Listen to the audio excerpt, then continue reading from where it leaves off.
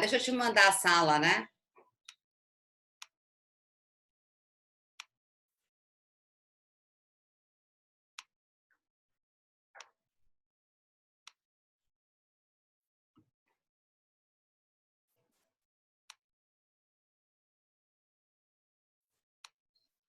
Elas vão ficar na nossa página, tá?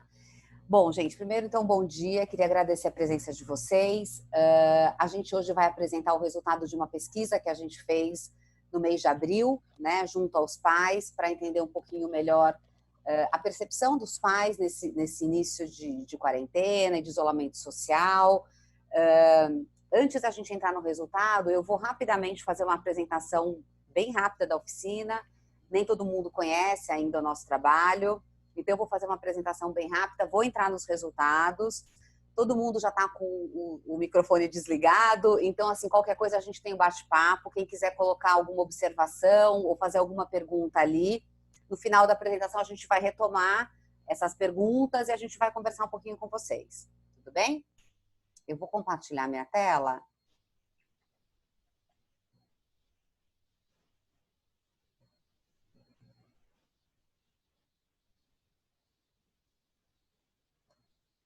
Pronto.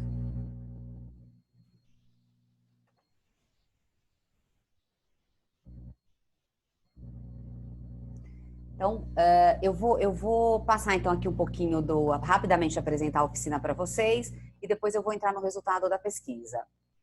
Bom, para quem ainda não conhece, né, um pouco da oficina, a gente está no mercado há mais de 12 anos, nós somos uma consultoria especializada em pesquisa e planejamento, e a gente trabalha muito na ideia de oferecer uma experiência única na construção de informação relevante para a gestão, tanto de organizações, empresas, como escolas. Um dos diferenciais da oficina, eu acho que a gente trabalha bem com esses dois lados, né? Da consultoria e da pesquisa. Então, tanto eu quanto a Tainã, a gente veio do mundo corporativo, a gente trabalhou em empresas grandes. Em paralelo, a gente também investiu na área acadêmica. Nós duas fizemos mestrado, a gente dá aula. Então, a gente traz muito esse olhar de fazer pesquisa com o olhar de consultoria.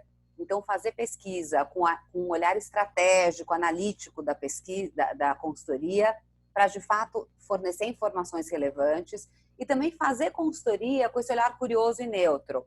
Por isso que todos os nossos projetos começam com projetos de pesquisa, sempre nessa ideia de trazer informações relevantes e neutras para a construção de cenários, de planos de ação, de planejamento estratégico. A consultoria, a gente trabalha com esses 3 pilares, então a ideia é sempre a gente começar pelo pesquisar, entender comportamento, entender contexto, explorar um pouco mais as informações em diferentes públicos que se relacionam com aquela organização, para, com base nessas informações, apoiar o processo de planejamento e depois apoiar o processo de construção de plano de ação das organizações. Nas escolas, algumas pessoas que estão aqui já trabalharam com a gente, já fizeram alguns projetos com a gente. No mercado de educação, a oficina entrou muito nessa ideia de aportar informações relevantes na relação entre alunos, famílias e professores com as escolas. Então, a gente desenvolveu alguns mecanismos de pesquisa para apoiar a construção de informações relevantes nas relações dos alunos, famílias, professores com a escola. E um pouco do nosso olhar tem sido, quando a gente começou a trabalhar com as escolas, a gente entendeu que existia um espaço para mapear o ciclo de vida do aluno com a escola. Então, a gente começou a entender que existe um processo todo de relacionamento da escola com os alunos e que ele oferece várias oportunidades, tanto para entender e fortalecer a relação das famílias e dos alunos com a escola e também apoiar o processo de planejamento e gestão dos colégios com mais esse ingrediente, com mais essa informação. Como é que a gente entende o ciclo de vida do aluno? Então, quando a gente começou a olhar a escola, a gente começou a ver que existiam vários momentos na relação entre as famílias e a escola que mereceriam um entendimento, né, um aprofundamento desse entendimento, para que pudesse se construir uma narrativa, uma história da construção dessa relação ao longo do tempo. Então, por exemplo, quando o pai visita o colégio a primeira vez para poder avaliar se o colégio para colocar o filho no colégio, então esse primeiro momento de contato com o colégio, ele é um momento de oportunidade de entendimento e de entrevista. Então, esses pais podem tanto resolver matricular como não matricular. Os pais que matriculam, por que matriculam? O que eles viram no colégio que interessou? Ou quais foram os interesses que foram compatíveis com o dessa família? E os pais que não matricularam, por que não matricularam?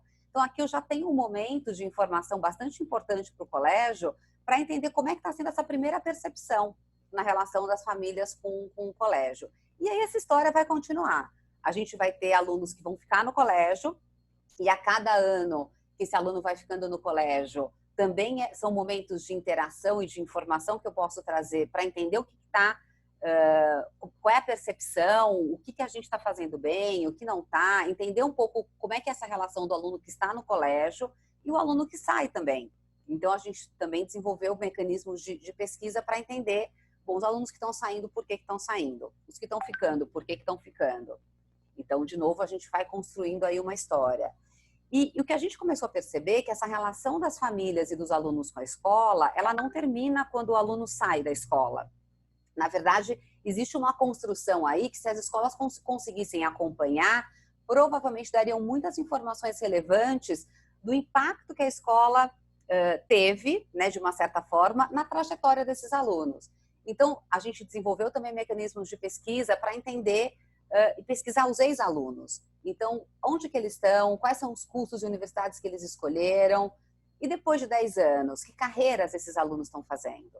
Então, a gente entende que mapear este ciclo de relacionamento de uma forma sistemática pode dar informações muito relevantes para a gestão das escolas, para a tomada de decisão dos gestores de instituições de ensino. E nesse olhar, a gente foi identificando oportunidades e construindo as ferramentas de pesquisa. Então, aqui tem algumas das ferramentas de pesquisa que a gente desenvolveu. A gente tem pesquisas tanto de mapeamento do entorno, que é falar com a comunidade ali para entender quais são as referências que eles têm em relação a escolas, quais são as escolas mais conhecidas, será que a comunidade onde eu estou inserido conhece a minha escola, não conhece? Então, tanto para falar com a comunidade, não necessariamente só com os pais que estão dentro da escola, mas também mecanismos depois para falar com as famílias que estão dentro das escolas. Então, como eu já falei, a pesquisa de não matrícula, a pesquisa de pós-matrícula, por que matriculou, por que não matriculou, avaliação de ensino médio, também a gente já fez alguns estudos junto com os alunos para apoiar a construção e a percepção desses alunos em relação ao ensino médio, a pesquisa de evasão e egressos, e a gente também tem algumas ferramentas voltadas para pesquisas internas. Então, também para ajudar a mapear um termômetro na relação com os professores, pesquisas internas para entender um pouco melhor essa relação com o professor e a escola. E a gente, a partir dessas coletas, a partir da construção dessa informação, a gente parte para processos de planejamento, para apoiar os processos de planejamento. O que a gente vem desenvolvendo ao longo do ano são formatos de workshop, onde a gente traz o conteúdo das pesquisas, utiliza as metodologias como Canvas, Design Thinking, Word Café, a gente adapta essas metodologias para o perfil da organização que a gente está trabalhando e desenvolve workshops para apoiar planejamentos estratégicos, apoiar a construção de planos de ação, visão de futuro, construção de visão de futuro e inovação.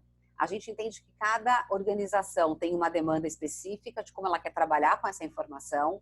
Então, a ideia é a gente coletar a informação e depois apoiar com workshops, com encontros, com uma construção coletiva, apoiar essa visão mais de planejamento estratégico e plano de ação. Bom, então, essa era uma breve apresentação da oficina para quem não conhecia. Eu vou entrar agora no resultado da pesquisa. Eu vou dividir aqui, eu vou fazer uma parte da apresentação e depois eu vou compartilhar com a Tainã e ela vai fazer o restante da apresentação. Então, gente, quando a gente começou a pensar nessa ideia de fazer a pesquisa com a pandemia, eu acho que algumas coisas inspiraram e eu trouxe essa frase dessa professora da Escola de Negócios de Nova York, porque eu acho que foi uma coisa que realmente fez a gente parar para pensar, né? A gente está percebendo que realmente da forma como tem acontecido, da forma como o vírus veio, ele afetou a vida de todo mundo de uma forma bastante intensa, e a vida provavelmente vai ser um pouco mais diferente, né? A gente vai aprender coisas nesse processo. E aí, essa frase, né, temos uma escolha a fazer. Queremos confrontar crenças e fazer as mudanças significativas para o futuro ou simplesmente preservar o status quo? E aí a gente entendeu que nesse momento, trazer informação, compartilhar essa informação, construir juntos alguns cenários, iria realmente apoiar nesse processo de buscar alguma coisa, confrontar as nossas crenças e realmente fazer mudanças significativas. E não a gente ter a tendência de preservar o status quo de algumas coisas talvez que não estejam mais funcionando. Então, foi um pouco nessa ideia que a gente começou a construir a pesquisa. Quais foram as etapas dessa pesquisa? A gente teve uma etapa quantitativa, então a gente fez uma aplicação de pesquisa online com os pais. A gente tem aí uma base grande de pais que a gente se relaciona. Então a gente aplicou essa pesquisa quantitativa com os pais. Depois a gente fez uma etapa qualitativa, a gente fez uma live com esses pais, para que a gente pudesse aprofundar um pouco mais alguns pontos que vieram na pesquisa quantitativa. Montamos um grupo de WhatsApp com esses pais, para que a gente pudesse explorar e ir um pouquinho mais a fundo nesse dado quantitativo que veio na pesquisa. E a gente está agora nessa etapa de dividir com gestores e coordenadores de escola os resultados que a gente obteve na pesquisa. A pesquisa foi realizada do dia 14 a 24 de abril. Então, assim, foi um período que esses pais estavam vivendo praticamente um mês pós-isolamento social, né? As escolas começaram a fazer esse movimento aí entre dia 13, 14, 15 de março. Então, os pais responderam já com esse primeiro mês de vivência. A gente entende, acho que olhando um pouquinho para os resultados, que isso dá um retrato de uma primeira etapa desse momento do isolamento e das primeiras percepções que tiveram desses pais desse primeiro impacto. Foram 145 pais e mães que responderam à pesquisa, 98% de escolas particulares. Então, a gente tem um recorte bem específico, né? São pais e mães de escolas particulares, na sua maioria da cidade de São Paulo. A gente teve alguns respondentes do interior, de cidades próximas aqui de São Paulo, mas a maioria foi de São Paulo, representando 65 colégios, então pais com filhos aí espalhados aí em 65 colégios, e 75% dos respondentes com filhos na fase do nível do fundamental.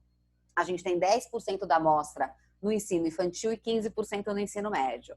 Então, assim, a gente vai apresentar para vocês o resultado geral e alguns recortes por nível de ensino, porque realmente a amostra do ensino infantil e médio é um pouco menor, tá? Bom, uma das perguntas que a gente fazia é quais eram as ferramentas de apoio que as escolas estavam usando. E aí a gente procurou entender o que estava sendo utilizado e quais eram as preferidas desses pais. Então a gente vê que o Zoom, o material físico de apoio, o Hangout no geral, eram as ferramentas que estavam sendo mais utilizadas, estão sendo mais utilizadas, e também que tem uma preferência grande dos pais. O que chamou a atenção para a gente aqui? Os e-mails como uma ferramenta bastante utilizada pelos colégios para se comunicar com os pais, porém uma preferência dos pais pelo WhatsApp, né? Então, aqui talvez tenha um espaço de repensar como é que a gente está fazendo essa comunicação mais rápida com os pais. Então, a gente tem essa oportunidade aqui para olhar como é que a gente está trabalhando e-mails. A gente também tem pais que indicam que, além dessas ferramentas mais tradicionais, as escolas estão usando outras ferramentas. E que outras ferramentas são essas? Então, tem o uso do site app da escola. Os pais falam muito dos vídeos no YouTube, então também como uma ferramenta, um recurso que tem sido bastante utilizado. E as atividades online, que não necessariamente são nessas plataformas, mas atividades online já programadas, de outras plataformas. Então, esse é um pouco ferramental que está sendo usado. E aí, só para a gente entender como é que isso fica na visão de preferência. Em relação à disponibilidade de tempo, também foi uma pergunta que a gente colocou. qual a disponibilidade de tempo diário que tem sido necessária, né, do seu filho para executar a agenda e tarefas escolares. E naquele momento, a gente vê aqui que 53% dos pais estavam indicando que 4 horas ou mais é o tempo que estava sendo necessário para poder fazer todas as tarefas. A gente tem alguns pais aqui falando nenhuma, porque a gente já tinha algumas escolas, principalmente no ensino infantil, entrando de férias. Mas a gente vê que tem uma concentração, né? Aí de 3 horas para cima é o tempo que está mais concentrado para fazer as atividades. Quando a gente vê isso por nível, o que a gente vê aqui? A gente tem no infantil uma concentração aqui de 2 a 3 horas e algumas famílias indicando aí mais de 5 horas de necessidade de tempo para poder executar as tarefas.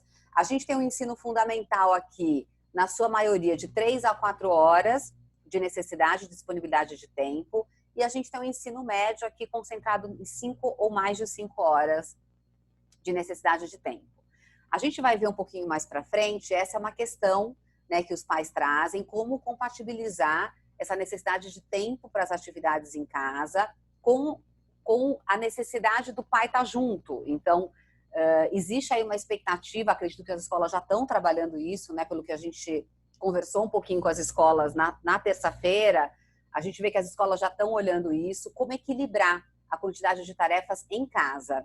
Então, tarefas online, mas a tarefa que depende da presença do pai e da mãe, ela acaba tendo um certo conflito em casa, porque também esses pais estão trabalhando em casa, estão cuidando da casa. Então, como equilibrar essa questão? Existia aqui uma percepção de excesso de horas, de necessidade de horas para executar as tarefas dos pais.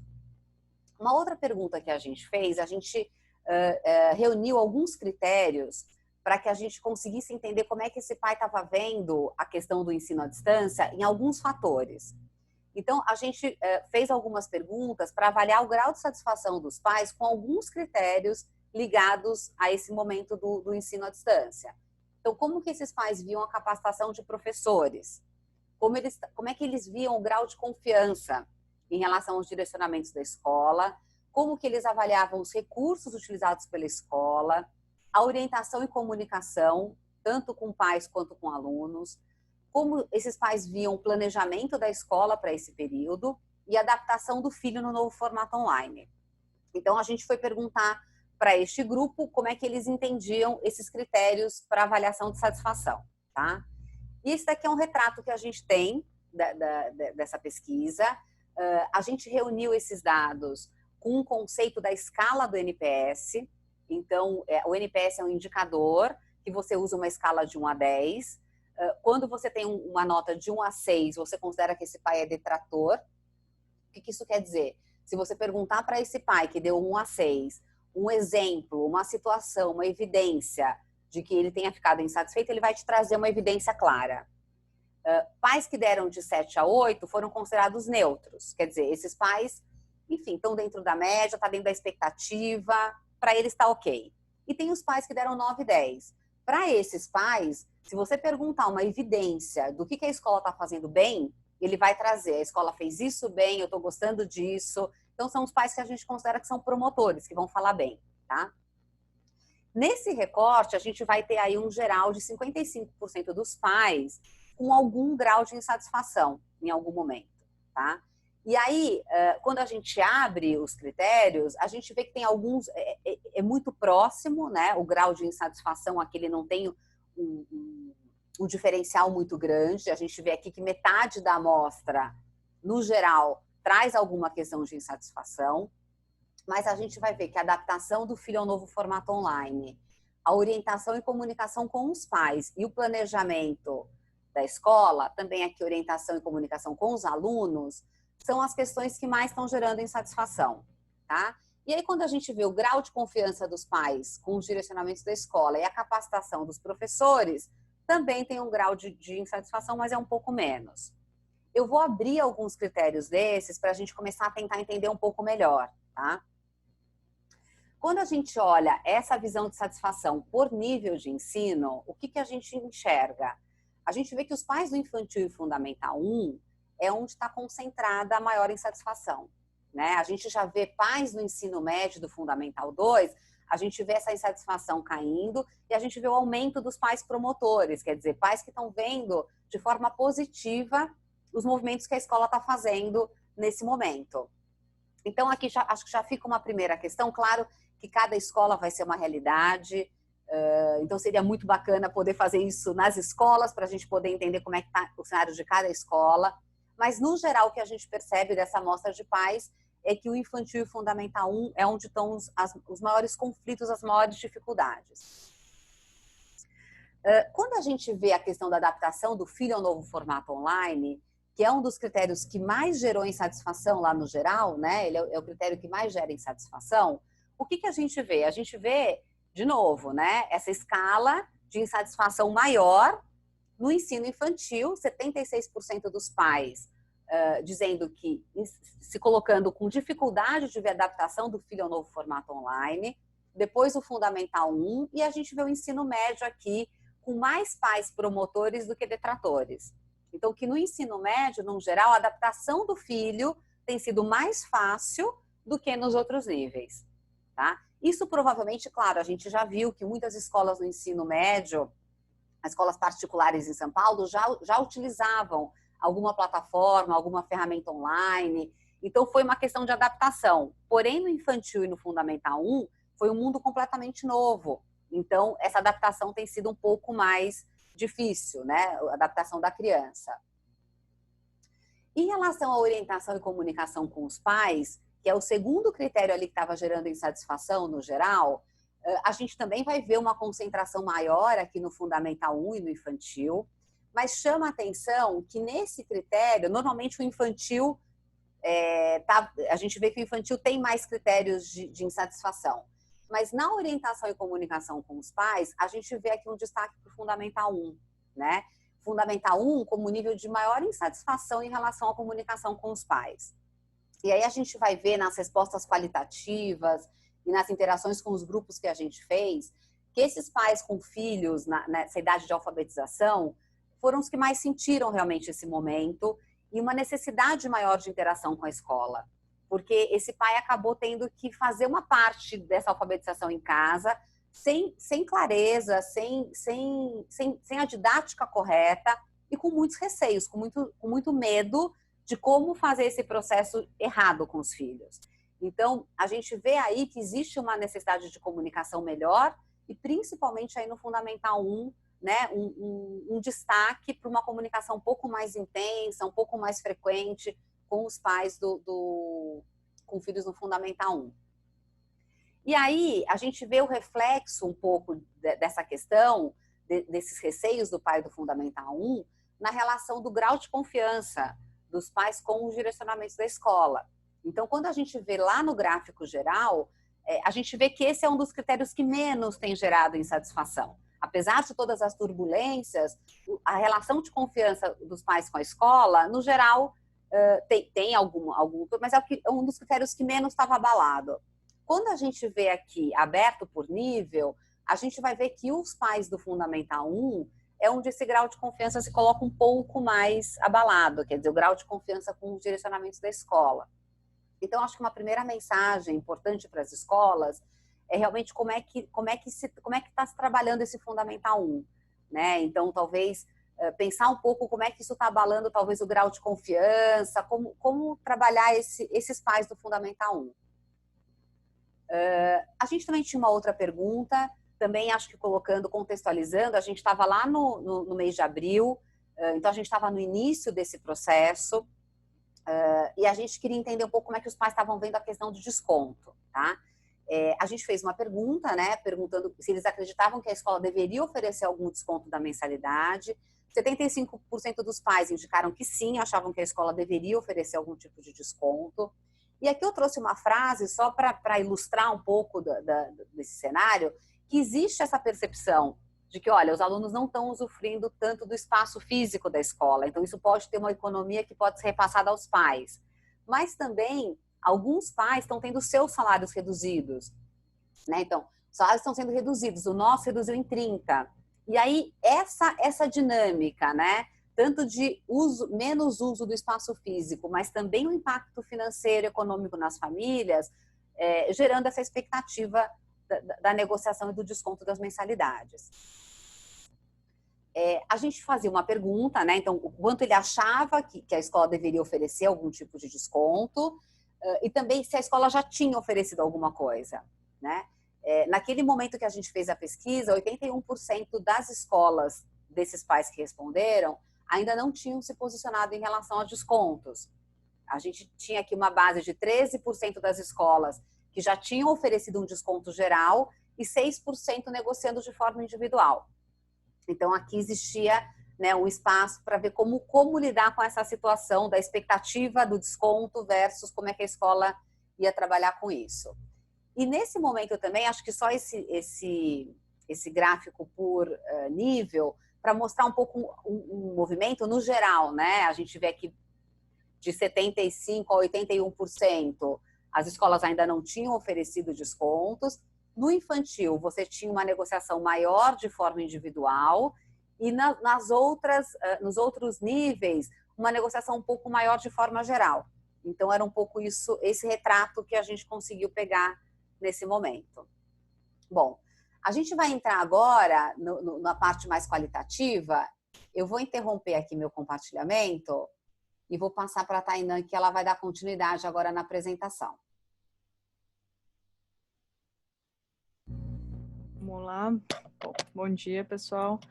Vou seguir aqui com os dados mais qualitativos, tá? Vou compartilhar minha tela com vocês. Tá aparecendo aí para todo mundo? Apareceu, ver? Tá.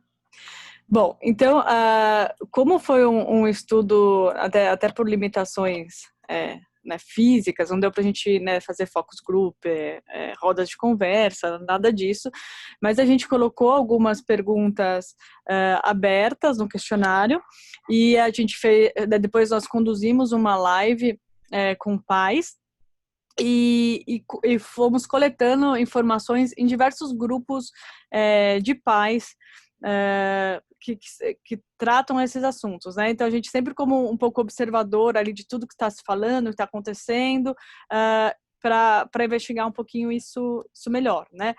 Então assim, de um modo geral, o que as escolas, até em uma dos encontros, os pais e escolas perguntaram se o encontro seria junto ou não. A gente decidiu fazer de forma separada o encontro. Primeiro, né, a gente conversou com os pais, depois a gente faz essa ponte com as escolas, porque a ideia justamente é criar um canal de diálogo, né, fazer essa conexão, mas a nossa preocupação de colocar a escola e os pais juntos nesse primeiro momento é de ficar muito naquele assunto do desconto e não estender e um pouco mais profundo nisso tudo que está acontecendo, né? Então a gente achou melhor realmente divulgar, separar e talvez num outro momento a gente pense em algumas alternativas mais conjuntas, e a gente tem um elo também no processo de pesquisa que a gente provavelmente vai investigar numa próxima onda, que são os professores, né? Que nesse processo ainda não foi feita a ponte com os professores. Bom, mas de um modo geral, né? O que as escolas, o que eles acham, né? Que as escolas fizeram, estão fazendo bem. A agilidade até na parte de buscar soluções. Então, no primeiro momento, na primeira fase da pandemia, quando as escolas elas foram surpreendidas, os pais, todo mundo, com um novo cenário de que as crianças não poderiam mais frequentar um ambiente físico, os pais avaliam que, até que de certa forma, as escolas agiram rápido e trouxeram aí possibilidades, soluções para continuar com o projeto pedagógico, né? Empenho e dedicação, proatividade por parte dos professores. Então eles enxergam isso, que os professores eles tentam manter o vínculo mesmo no formato online, e é interessante porque vocês vão ver depois o que elas deveriam começar a fazer. Parece que a relação com o professor os pais avaliam bem, mas de certa forma a relação com a escola em si, os pais avaliam um certo afastamento. E então eu falo um pouquinho mais disso mais para frente, mas então manter o contato, o vínculo com os professores, eles acreditam que foi bem. O envio de sugestões, atividades e dicas de entretenimento no período de férias. Então algumas escolas anteciparam as férias de julho. E aí alguns pais avaliaram isso de forma positiva, a questão de permitir ou dar suporte para os pais com essas crianças dentro de casa, né, de sugestões, o que fazer e tudo mais. Plantão de dúvidas para os alunos e para os pais, e a questão de priorizar a saúde, né? Então, os pais, eles também se mostram muito receosos em relação a uma questão de retorno, né? Então, quando a pesquisa ela foi feita, ainda estava com uma data de retorno de quarentena, que a gente sabia que provavelmente ia se estender, mas tinha uma data divulgada, né, que retornaria, tudo ainda meio nebuloso, mas os pais demonstraram essa preocupação. Se voltar, não sei se eu tenho coragem de mandar meu filho para a escola, né? Então, tem essa preocupação com a parte da saúde mesmo. Bom, o que as escolas precisavam começar a fazer, né? O que eles enxergam aí de melhorias? Redimensionar a quantidade de lição de casa, de atividades offline. Então, os pais começaram a experimentar, nessa primeira fase da pandemia, uma realidade diferente em casa, né, de pai e mãe trabalhando home office, com filhos em atividades. Então, eles acreditam que tem que ter um redimensionamento dessa quantidade de lição de casa, melhorar a organização e o planejamento das aulas, pensando aí na continuidade, né, na quarentena. Daí, novamente, tem que sempre trazer o contexto da pesquisa. Ela foi feita no momento que a escola quase levou um susto ali, né? Então, que ela estava estruturando os processos, como que ia ser conduzido essa parte do ensino online. Então, existia diretrizes diferentes, formatos de comunicação diversos, que isso demonstrava para os pais uma certa falta de planejamento. Reavaliar o tamanho das turmas online. Então, esse é um ponto também que apareceu. Eles acreditam que não dá para trazer para o mundo online o mesmo formato, né, do offline. Então, não dá para ter numa sala, numa videoaula, do Fundamental 1 ou 2, o que for 20 crianças, 15 crianças com um professor. Então, eles acham que funciona melhor se separasse em grupos menores. Outro ponto interessante que apareceu foi que como que a escola poderia estimular a interação social entre os alunos, né? Então, não só a questão das atividades pedagógicas, não só cumprir um cronograma de atividades, mas como permitir que os filhos, eles dentro desse cenário, eles tenham ainda uma certa interação social, mesmo que virtual, né? E não só no foco acadêmico, vamos dizer assim, né? Alinhar o conteúdo e comunicação nas diferentes plataformas. Então, os pais perceberam que foram ativadas muitas plataformas de comunicação. Então, é WhatsApp, é o e-mail, é Google, o Zoom, cada um entrou com algumas ferramentas, e aí as informações um pouco que se perderam. Então, qual que é o canal central que eu devo usar para assistir essas aulas, para saber sobre as atividades e por aí vai. Um outro ponto foi repensar os formatos de avaliação individual, né? Como que serão feitas as avaliações, como que isso vai ser conduzido dentro desse novo cenário, ampliar os formatos e frequência de contatos com as famílias. Então, o que a gente percebeu, né, que no primeiro momento as escolas elas olharam para dentro mesmo, por uma necessidade óbvia de reestruturação, né? As escolas tiveram que, em questão de 1, 2 semanas, virar de ponta cabeça a forma como elas ensinavam. Então, exige capacitação de professor, questão de licença de software, uma série de coisas, e os pais sentiram esse afastamento no momento que eles estavam mais ansiosos em relação ao que vai acontecer com, né, com meu filho. Então, eles perceberam esse certo afastamento, né? E também avaliar aqui a antecipação das férias de julho, principalmente para o ensino fundamental 1 e para o ensino infantil, né? Então, isso também apareceu nessa onda da pesquisa, né? Outro ponto que a gente perguntava, né, é o quanto eles achavam que as escolas estavam preparadas para fazer os ajustes pós-pandemia. A gente teve um número bem baixo, só 30% desses pais avaliavam que as escolas elas estariam, né, dariam conta desses ajustes durante a pandemia e pós-pandemia, né? Então, o que mostra uma insegurança dos pais também com esse cenário todo que está acontecendo, né? Quais serão os próximos passos, como que vai ficar a questão pedagógica e uma série de outros pontos aí. Então, esse número ele foi um número baixo. Outra coisa, a gente perguntava se os pais tinham ideia de trocar de escola ou manter na escola atual, e aí a gente teve 12% da amostra falando que tinha intenção de trocar de escola, né? E 88% manter. o número ele é maior quando a gente olha Fundamental 1, né? E também tem a questão do infantil, né? E aí, fazendo um adendo aí com observação de grupos de pais de WhatsApp, o que a gente percebe de comentários, né? E aí não são diversos grupos, né? Que a gente formou um grupo de WhatsApp de pais que participaram dessa pesquisa, então tem pais desses 65 colégios.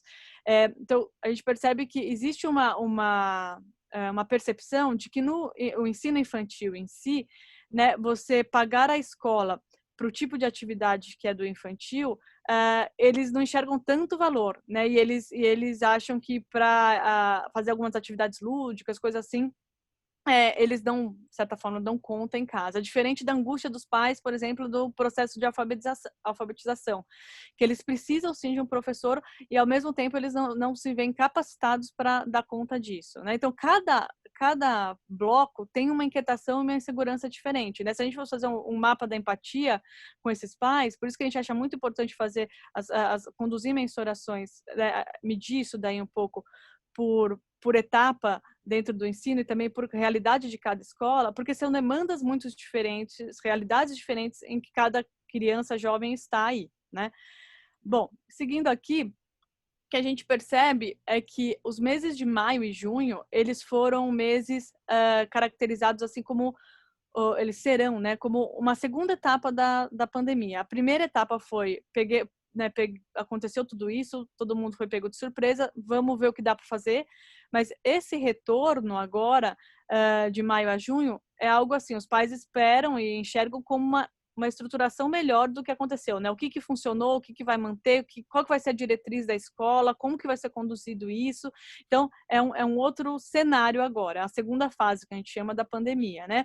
Então, nessa segunda fase, que a gente acredita ser muito importante para a escola, estabelecer um diálogo efetivo com a família, né? Buscando um pouco compartilhar as crenças, aprendizados em relação a isso tudo que se está vivendo, né? Então é uma relação de abertura, de transparência mesmo, né, dos dois lados aí, para que se estabeleça um grau de parceria, de confiança para conduzir isso, né? Um outro fenômeno é que quando foi a primeira onda, ainda estava essa coisa de voltar às escolas. Agora os pais, eles vivem uma segunda angústia aí, parece que não vai ser tão cedo que vai voltar. Então, como que eu vou me estruturar, como que eu vou dar conta disso aqui em casa, né?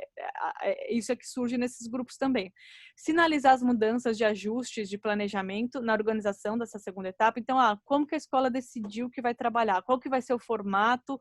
Nós escolhemos assim, porque nós acreditamos dessa forma, e por aí vai. Então, deixar claro, né, o caminho que será seguido para minimizar essa ansiedade dos pais e criar mecanismos de acompanhamento das percepções, de insatisfações, expectativas da família, né? Fazer um elo aí, porque assim, a cada novo cenário que surge da pandemia, novas leis, se dá uma nova reestruturada e surge de novo um certo abalo aí com os pais, mas será que agora isso vai funcionar? Será que não vai? E por aí, e aí vai seguindo, né? Então, ter esse canal de diálogo e de mensuração, né? De informações, para evitar que a gente vai falar um pouquinho aqui sobre algumas soluções que a gente pensa para esse período, para evitar que fique essa ruptura, né, de grupos de pais em WhatsApp, as escolas se encontrando e reunindo informações, pensando em estratégias juntas, mas o que dá para conectar aí, né? O que dá para a gente fazer essa conexão para que a parceria e a confiança seja estabelecida e que ambos participem desse processo de forma engajada aí. E aí, quando vocês se inscreveram para esse bate-papo, a gente fez duas perguntinhas básicas ali, só para a gente também mapear. A gente falou, putz, a gente ouviu os pais, a gente entendeu um pouquinho, mas o que será que as escolas estão passando aí em relação aos pais e em relação aos professores, que é o próximo elo que a gente pretende investigar aqui, né?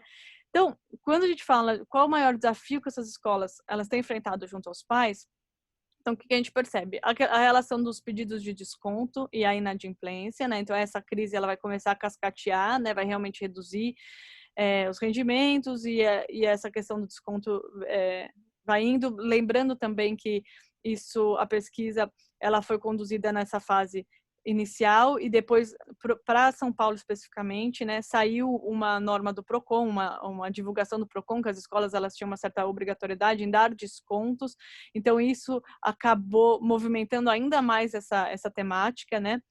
O ensino online para a educação infantil, né, é um outro desafio, né? A gente conversou na terça com algumas escolas, depois a gente conversou com alguns professores, pessoal da área de educação, falando sobre as novas diretrizes na CNE e essa questão de que se o ensino fundamental, o ensino infantil, ele pode mesmo ser online ou não pode, né? Porque idealmente não poderia, mas a gente viu que tem essas diretrizes que ainda não foram aprovadas pelo MEC. Então tem uma série também de trâmites rolando que irá impactar os próximos meses aí no ensino. A evasão do ensino infantil, né? Então as escolas, por isso que as escolas, né, que se concentram no ensino infantil, elas estão sofrendo mais, né, nesse período. Insatisfação quanto ao período de férias, mensalidades. Também as escolas têm um questionamento em relação a fazer os pais entenderem que a escola virtual é diferente da escola presencial, né? As escolas não escolheram passar por isso que elas estão passando. Não é que elas adotaram um sistema online porque foi uma decisão, né, pedagógica, estratégica. Não, elas adotaram para sobreviver e não parar com o ensino nesse meio todo, né?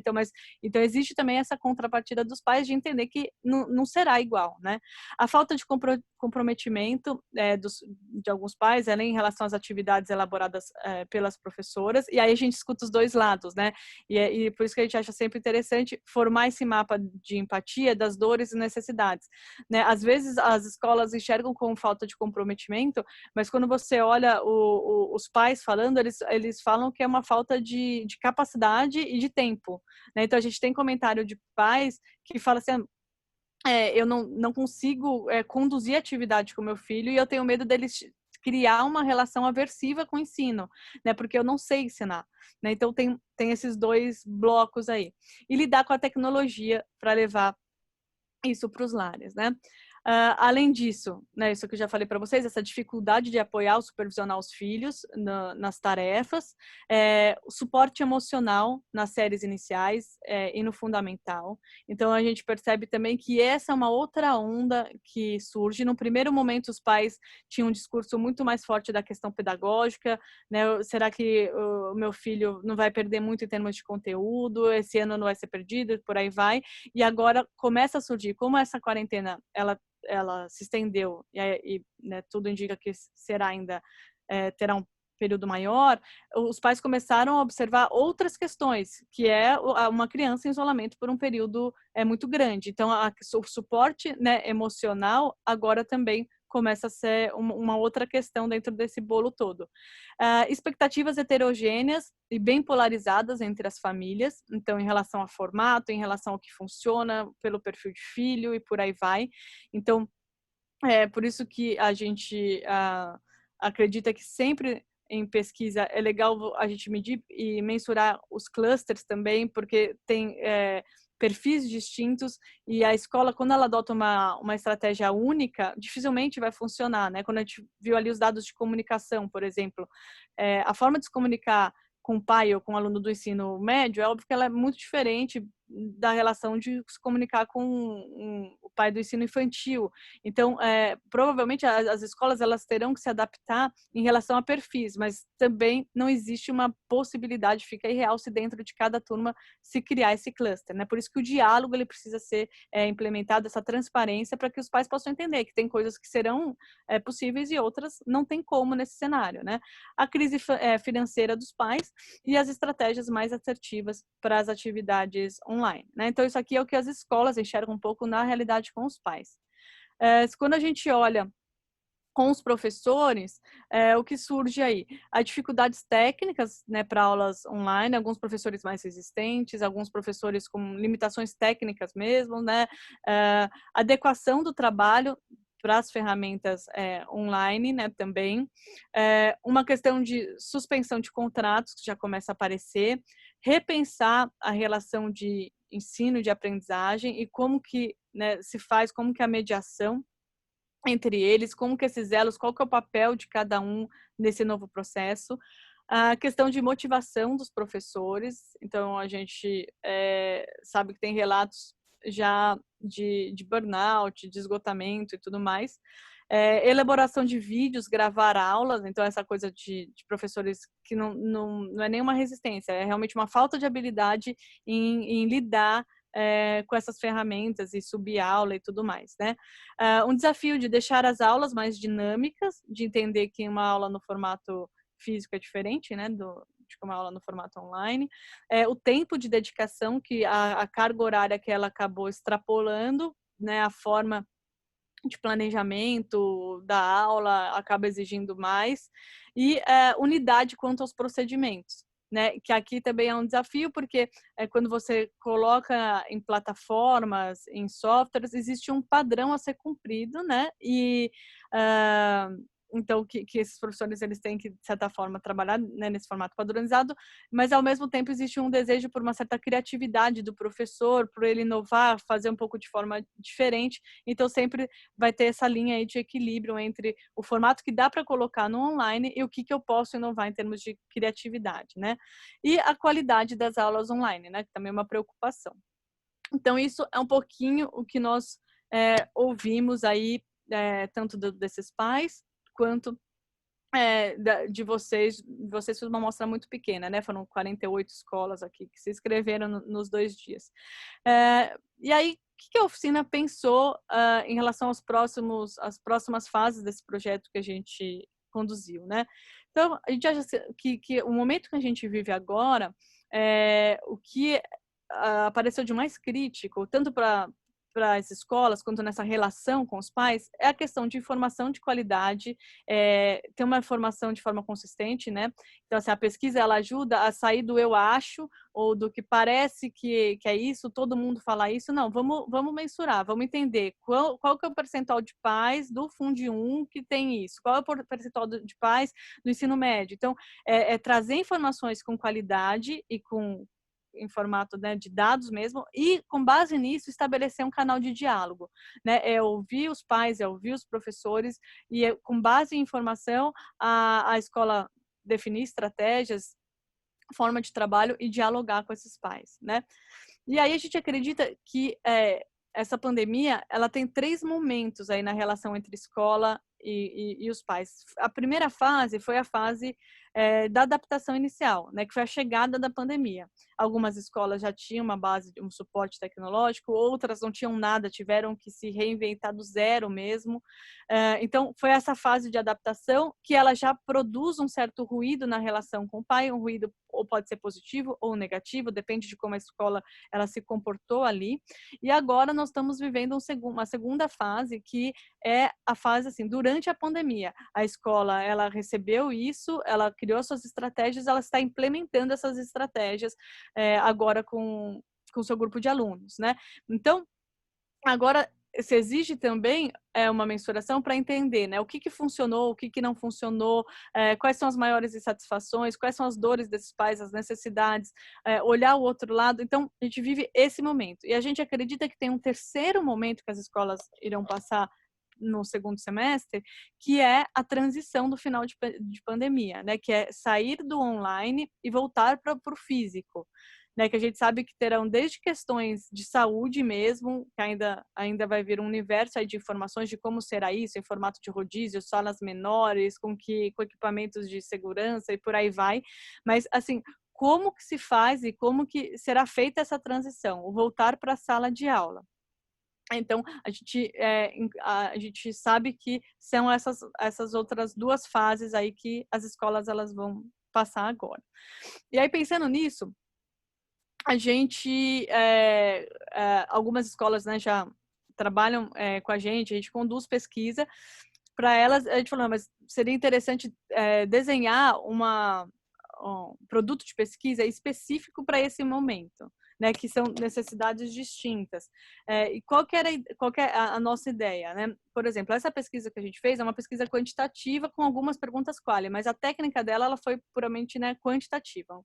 Então, a minha escola quer criar essa mensuração para ver o panorama, esses índices da minha escola, os dados daqui, dividido por por Funde 1, Funde 2, ensino médio, infantil, eu quero ter uma visão do meu cenário. Então, a gente tem esse produto de pesquisa básico aí, com a pesquisa quantitativa, né? O que a gente acredita que pode ser mais rico, além de entender esses dados, por exemplo, um dado quantitativo, quando você fala que 30% dos pais ou 70% dos pais estão insatisfeitos com a comunicação, a gente precisa aprofundar, entender por que eles estão insatisfeitos, né? O que está por trás dessa insatisfação. Então, um segundo produto de pesquisa que a gente pensa para esse momento é a pesquisa qualitativa online. Né? Então, é criar, além de você roda a pesquisa quantitativa, ela vai te dar números, ela vai mostrar, ela vai dar um painel de indicadores da sua escola, do que está acontecendo, e aí a gente pega os números que são mais críticos, o que a escola quer entender com maior profundidade, e a gente conduz grupo de discussão online com esses pais ou com o público que a escola escolher, para entender com profundidade. E, por fim, o produto que seria o mais completo é a pesquisa quali, a quanti e juntar a parte nossa de planejamento, de construção de plano de ação, que é construir junto com a gestão planos de ação com base nos resultados da pesquisa quali e quanti. Né? Porque, e por que a gente coloca aí uma parceria mínima de 3 meses, que é o que a gente pensou? Porque é essa fase da pandemia e vai ter que ser ondas muito rápidas de pesquisa, porque as coisas elas estão mudando muito rápido em termos de decisões, do que está funcionando, do que foi bem, o que não foi. Então, é mensurar, avaliar e redefinir estratégia, né? Corrigir rota, mensurar, avaliar, corrigir rota e comunicar com os pais. Então, esse é o formato que a gente pensa que nós, enquanto consultoria e de pesquisa e atuando com escolas, é a forma que a gente pode contribuir de forma mais assertiva. Então, é ajudar na informação de qualidade e essa informação como base para o canal de diálogo. E dentro disso, a gente já fez alguns projetos de pesquisa em que a gente cria um painel comparativo com escolas. Então, se for interesse do grupo de escolas, a gente consegue fazer indicadores que a gente compara, né, escola tal comparada com essa, o que a comunicação está melhor. E aí você fazer benchmark, né, levantar as melhores práticas. Escola tal, o que você está fazendo? Que o seu nível de avaliação da comunicação está tão positivo, né, e o meu está baixo. E uma escola, né, troca com a outra para crescer em termos de aprendizado nesse período, né? E um outro ponto, a gente sabe que hoje existem diversas ferramentas de pesquisa online, algumas escolas já até adotam formulários, né? A gente tem hoje, hoje é muito mais fácil conduzir um processo de pesquisa. Mas o que a gente percebe, né, na nossa experiência com a consultoria e também na relação que tanto eu quanto a Evelina, a gente, óbvio, tem filhos em escolas diferentes, perfis diferentes e tudo mais. As experiências de quando você tem alguém imparcial no processo, vamos dizer assim, é um terceiro conduzindo, a relação com que os pais, o que eles falam, o que eles trazem é diferente, porque quando você coloca o pai junto com um gestor da escola, como eu disse, por exemplo, se a pesquisa se ficasse de uma forma assim, ia ficar batendo muito na questão de desconto, das mensalidades e por aí vai. E a gente sabe que tem outras questões que elas são muito mais profundas, né? É óbvio, a gente está como se fosse pensando em Maslow mesmo, né? Tem as necessidades básicas ali que o pai quer sobreviver, colocar o filho na escola, mas tem outros pontos ali que permeiam isso tudo que vai criar o vínculo com essa escola, né? A EV comentou ontem essa questão de qual vai ser o saldo no final da pandemia, né? Depois que passou tudo isso, né? A hora que acabar, qual que é o saldo que eu tenho com essa escola, né? Da relação, ela foi fortalecida, ela foi enfraquecida, é uma escola que agora eu falo, não, essa escola é a escola para o meu filho. Então, é um pouco isso que a gente pensa nessa relação. Não sei se vocês têm alguma dúvida, a gente vai colocar aqui no chat um formulário, porque algumas pessoas, às vezes, elas querem ter mais informações da pesquisa, de como que é o processo, e aí, como a gente quer respeitar muito o tempo de vocês, que a gente sabe que vocês estão na loucura de planejamento, de atividades, então um coordenador ou um gestor parar hoje na escola é algo bem difícil, então a gente vai colocar o link aqui, porque tanto eu quanto a Eveline, daí a gente se coloca à disposição para fazer um bate-papo individual, para entender a realidade da escola, que cada um de vocês tem, que é diferente, as necessidades, os anseios, e discutir em termos de soluções e o que a gente pode ajudar. Então, esse material a gente vai depois mandar para vocês, o link, ele vai subir para o nosso canal, né, do YouTube, e é isso. Daí eu não sei se vocês têm alguma pergunta, alguma dúvida que vocês queiram falar, colocar no chat. Aqui tem os nossos contatos, tá? O site, o e-mail e também a página no Instagram. Eu vou só parar de compartilhar minha tela para não ficar tão pesado. Pronto. Vamos lá. Deixa eu só ativar o bate-papo aqui. Pronto. Bom, alguém tem perguntas? Algum dado da pesquisa que vocês queiram saber com mais profundidade? Porque aqui vocês mediram qual a expectativa de percentual do desconto por segmento? Não, a gente não teve uma pergunta direcionada a percentual, tá? Agora, um dado que a gente estava até conversando com esse grupo de educação, o que a gente percebe? Hoje os pais eles estão muito mais informados diante de tudo isso que tem de ferramentas, né, de tecnologia, esses grupos de WhatsApp, por aí vai.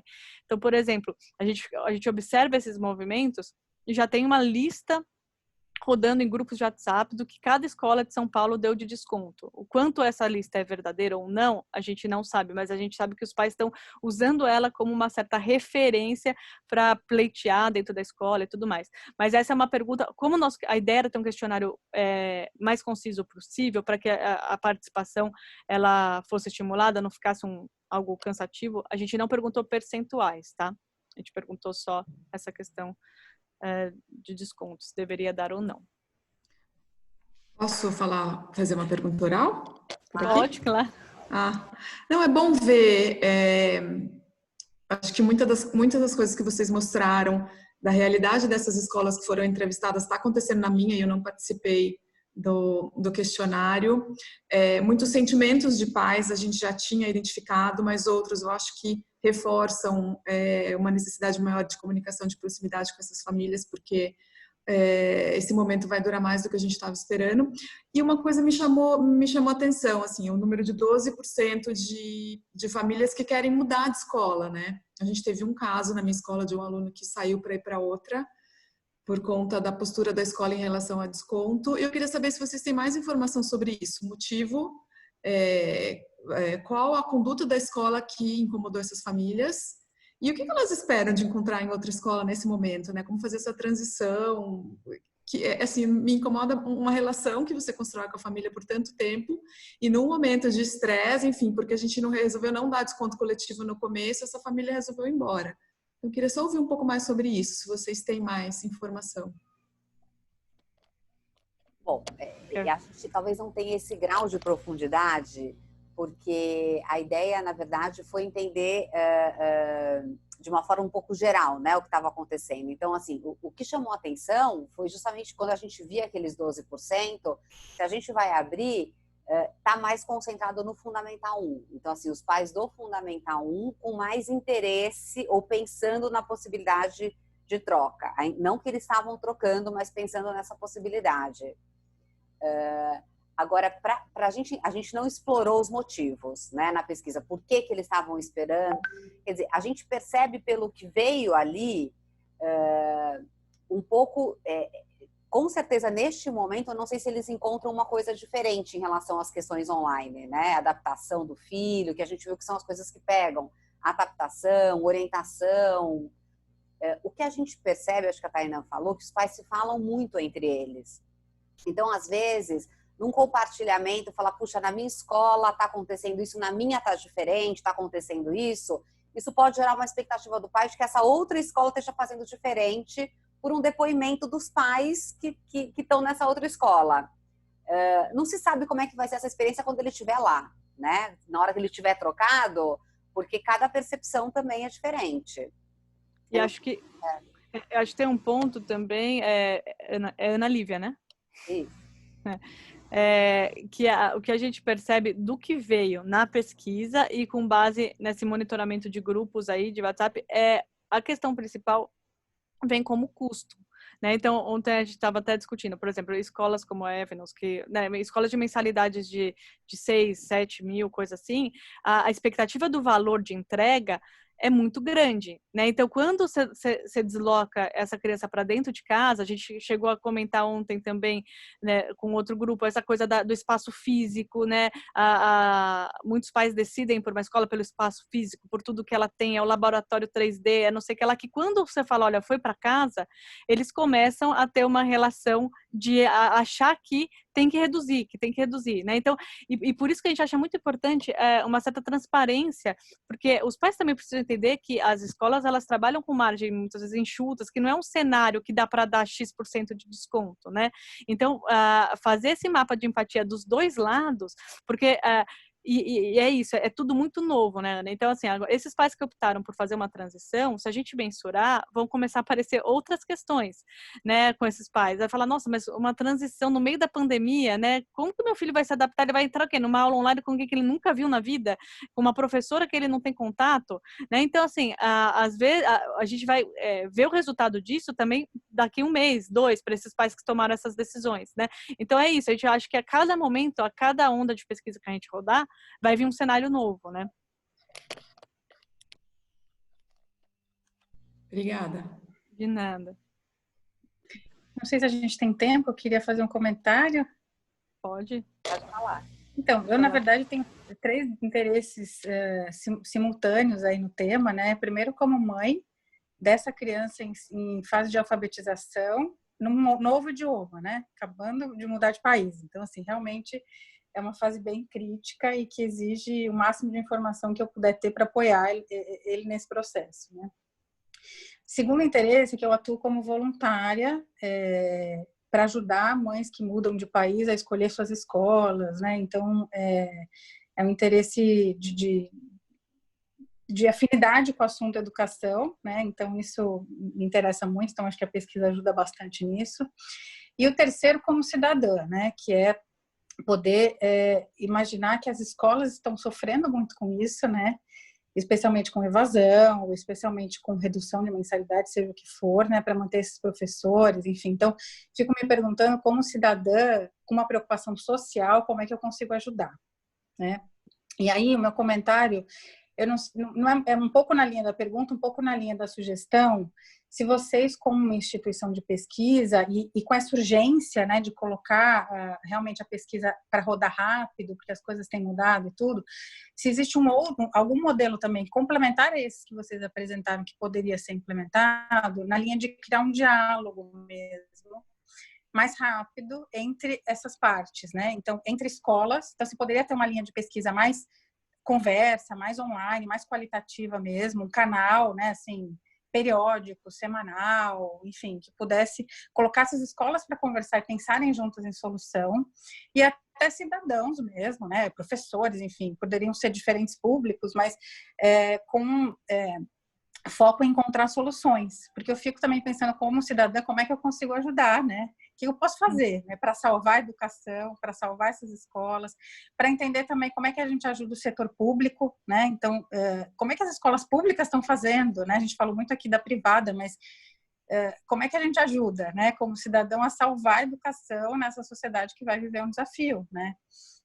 Que é muito amplo, etc. Então, talvez existam modelos assim mais alternativos, mais rápidos, mas que coloquem as pessoas em diálogo, em contato. E acho que como instituição imparcial, né, como você comentou, talvez possa ter um espaço legal assim para pensar nisso, sabe? Eu me engajaria num grupo desse, né? E gostaria de ter informações para poder realmente me mobilizar para fazer algo, sabe? Então, de repente, acho que pode ser uma alternativa. Não sei se vocês já pensaram nisso, então por isso que eu falei, um pouco na linha da pergunta, um pouco talvez uma sugestão de criar um espaço mais rápido mesmo, né? De troca e de busca de soluções. Acho que nesse sentido, sabe? De olhar o positivo e como é que a gente caminha. Mas obrigada, de qualquer forma, pelas informações muito ricas, muito, muito bem feita a pesquisa. Agradeço pelo espaço. Ver se quiser complementar aí, mas Carla, a ideia desse projeto saiu nessa linha, né? É o diálogo, é a informação para diálogo, e assim, só para você ter ideia, A oficina, quando conduz um projeto de pesquisa, vamos dizer assim, tradicional, comum, ele leva de 2 a 3 meses, entre estabelecer, formatar questionário, definir a amostra, rodar, tabular dados. Essa pesquisa, a gente fez num formato, esse formato que a gente acredita que vai ser necessário para esse momento. Então, por exemplo, a gente soltou a pesquisa, ela ficou aberta uma semana, né, Vê? Foi isso? Foi uma semana. E aí tabulou muito rápido, e aí já tabulou, quem participou, os pais que participaram, a gente percebe o interesse em ver os resultados, então os pais começaram a mandar mensagem, eu queria, vocês vão mandar o relatório?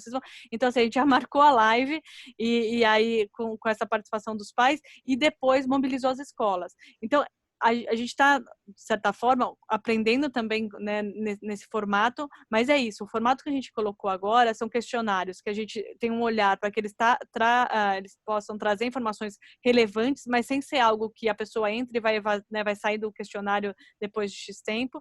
E o que a gente acha que também é interessante é esse espaço, a escola abrir para rodas de conversa, vamos dizer assim, online, né? Porque tem pais que eles precisam falar, e se solta no grupo de pais, aquilo vira ele toma uma proporção que se tivesse um mediador ali, só para falar, gente, calma, é isso que está acontecendo, é isso, né? A escola está pensando nesse ponto, né? Então, é isso, que às vezes alguém que olha de fora consegue ter uma certa imparcialidade e não está nesse nevoeiro que tá essa fumaça aí, né? Que tá de um lado os pais, no grupo de pais, um alimentando o outro, só gera ansiedade, as escolas do outro lado, e, por exemplo, a gente estava conversando com um educador de Porto Alegre ontem, e ele comentou que lá no Sul teve já essa questão das escolas voltarem, né? Tava com isso das escolas voltarem antes e tal, e que quantos por cento, ele falou? 40%, 30% decretaram falência, não lembro o número. 30% é um número alto, né? Então é o número, e ele falou assim, olha, as escolas elas vão passar por um primeiro ponto, que são as questões administrativas jurídicas dessa relação, né? Que é ter plataforma para que dê conta, como que eu trabalho a questão do meu contrato, reajuste de desconto, se esse pai quer sair, como que rompe o contrato, essas questões administrativas e financeiras, tal. Ele falou, vai ter uma segunda onda dessa relação das escolas, que vai ser a parte pedagógica mesmo, porque vai ser, assim, ó, agora a gente precisa de conversar e alinhar com esses pais uma solução pedagógica, porque a solução administrativa financeira não vai ser o que vai sustentar também tudo isso, né? Então a gente acha assim, é momento de muita informação rolando, de muita o cenário que a cada dia que vem uma informação nova, vem um direcionamento novo e por aí vai. Então a gente tem, sim, assim, o que a gente tiver de movimento, cara, essa base que se cadastrou, a gente vai, tudo que a oficina fizer nesse tempo, a gente vai encaminhar para vocês os convites e tudo mais. E, Carla, nessa ideia, acho excelente a tua ideia. A gente vem pensando, quando a gente começou a ver a pandemia e ver como é que a gente podia ajudar, acho que a pesquisa foi a primeira coisa que a gente falou, a gente consegue fazer rápido, a gente consegue trazer um olhar, porque acho que cada escola também está muito olhando o seu universo, né? A sua realidade, a sua... Mas vamos tentar trazer uma visão um pouco mais ampla para a gente entender o quanto isso está conversando com a minha escola ou não. Então, a ideia da pesquisa foi um pouco nisso, né? Vamos ampliar, vamos trazer, vamos debater o assunto. Eu acho que se a gente conseguir fazer mais pesquisas, conseguir fazer mais, a gente vai ter mais informação para a gente poder debater e poder, de fato, entender, trocar ideias. Como é que a gente faz para resolver, como cada escola está fazendo, né? Quem está fazendo bem e quem não está, porque eu acho que tem um pouco disso, né? A Tainan falou, a gente já fez alguns projetos com escola, onde a gente fazia a medição da escola comparada com o grupo, né? E aí é claro que isso é de comum acordo e tal. E aí você, quem que está fazendo bem isso? Olha, neste aspecto, tal escola está fazendo bem, vamos aprender com eles. Como é que eles estão fazendo bem? Como é que... Então, eu acho que é um pouco nessa ideia da informação começar a gerar esse movimento de troca, de compartilhamento. Né? A gente sabe que as escolas, muitas vezes, já têm entre elas grupos, eles trocam entre eles. A ideia da pesquisa é trazer isso mais estruturado, né? Com um pouco mais de informação e tal, para ajudar esse processo. Acho que a gente vai fazer vários caminhos por aí. Né? Acho que tem alguns caminhos para a gente fazer. Eu acho que uma demanda que ficou muito latente nesse primeiro projeto que a gente fez foi de agora ter uma escuta para professores. Né? A gente teve muita gente acionando a gente nas redes sociais e tal, falando, seria bacana vocês rodarem uma pesquisa dessa com professores também, para entender um pouco isso, trazer de forma mais estruturada. Então, a gente tem pensado. Qualquer sugestão, Cá, que você tiver, ideia, pode mandar para a gente. A gente está aberto agora para poder ir construindo isso. Legal, Vê. Muito bom. Obrigada. Gente, acho que resumindo, né? Acho que era isso. A ideia era compartilhar. A gente também não tem a solução agora, mas eu acho que a ideia da gente conversar e trocar ideias, eu acho que é importante. Que nem a Tainá falou, a gente está conversando com algumas pessoas. Ontem, essa conversa com esse educador. Do Sul. Lá do Sul. Ele assistiu a nossa palestra na terça-feira e pediu para conversar com a gente. E ele tem visto coisas interessantes, pesquisando coisas interessantes que estão sendo feitas, algumas possibilidades. Pode ser que a gente venha daqui a um tempo fazer algumas lives para entrevistar algumas pessoas que têm ideias e sugestões para compartilhar com o grupo. Eu acho que tem alguns caminhos que a gente, nessa troca, a gente vai conhecer gente interessante e que vai dividir a sua visão, né? De novo, acho que não vai ter uma visão única, mas acho que qualquer contribuição agora vai ser importante para a gente, cada escola, traçar o seu caminho, aí a sua estratégia. É um pouco disso, gente. Queria agradecer a presença de todo mundo aqui.